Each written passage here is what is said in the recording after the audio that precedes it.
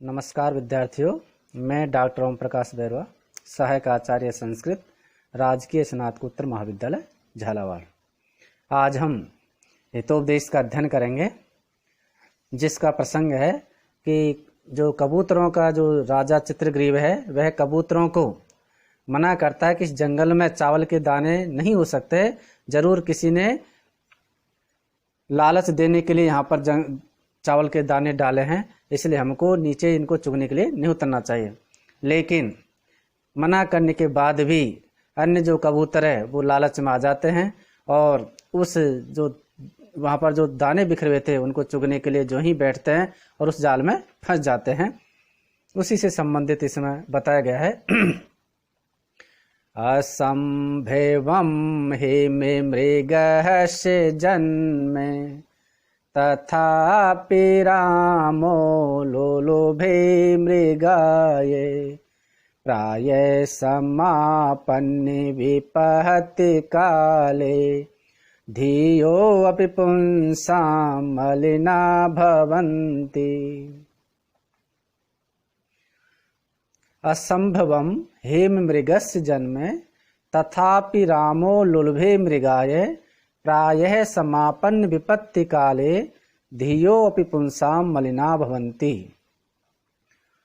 तथापि के टुकड़े करेंगे अपन तो तथा धन अपि, धियो अपि के करेंगे तो धी है अपि। अन्वय देखिए, हेम मृगस्य जन्मे असंभवम तथापि रामः मृगाय लुलभे समापन्न विपत्ति काले पुंसां धिय अपि प्रायः मलिनाः भवन्ति। हेम मृगस्य है, हेम यानी सोने का, मृग यानी हिरण का, सोने के हिरण का जन्म यानी जन्म असंभवम, असंभव है।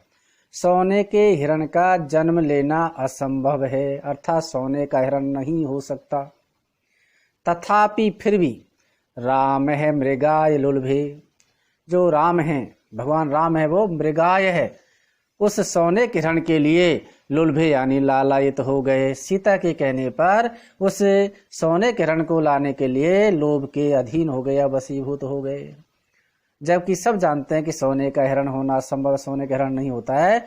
फिर भी सीता के कहने पर भगवान राम उस सोने के जो मामा मारिच सोने का हिरण बनकर के आया था, उसको प्राप्त करने के लिए और वो उसको हिरण के ओर लालायित हो गए, लालच में आ गए।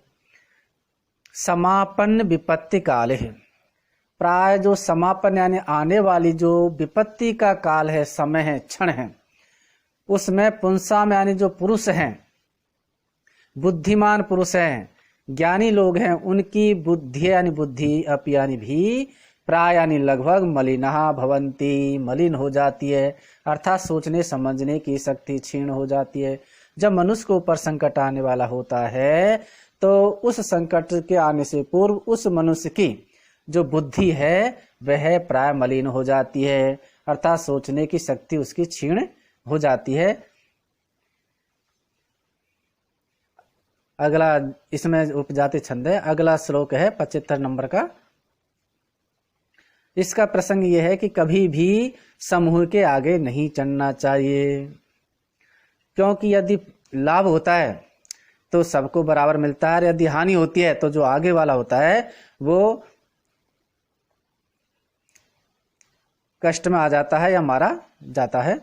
तो यहाँ पे बताया गया है कि जब कबूतरों में से जिस कबूतर के कहने से सब कबूतर नीचे उतर करके दाने चुगने के लिए उतरते हैं आकाश से, और वहां जाकर के जब चावलों के दाने के लालच में आकर के जाल में जब फंस जाते हैं, तो जिस कबूतर के कहने पर वो नीचे उतरे थे उसकी ओर तिरस्कार की दृष्टि से देखते हैं।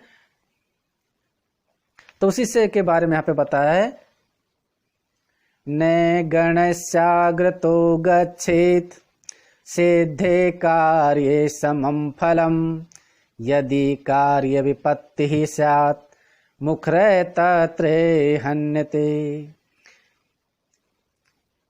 गणस्य अग्रत है, गणस्य अग्रत है, ए और ए मिलकर के आ दीर्घ संधि हो गई है। श्यान मुख रहे तत्र के टुकड़े करेंगे तो स्यात मुखरः तत्र अन्वय देखिए, गणस्य अग्रतः न गच्छेत है। गणस्य यानी गण के, समूह के, अग्रत यानी आगे, न यानी नहीं, गच्छेत यानी चलना चाहिए। कभी भी समूह के आगे नहीं चलना चाहिए या आगे नहीं रहना चाहिए। कार्य सिद्धे फलम समम भवति ही।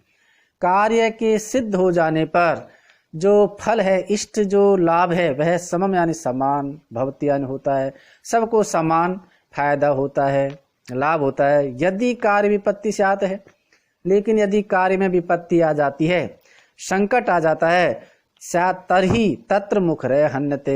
तत्र यानी वहां पर, मुखर यानी जो सामने वाला है वह हन्यते मारा जाता है, या आगे जो बोलने वाला होता है वो मारा जाता है।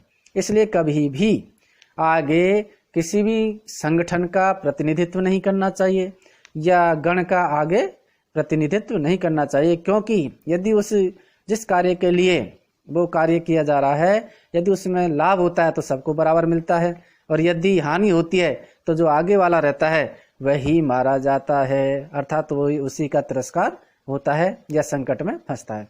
इसलिए कभी भी समूह के आगे नहीं चलना चाहिए। इतना अनुष्ठुप छंद है, और आगे बाद में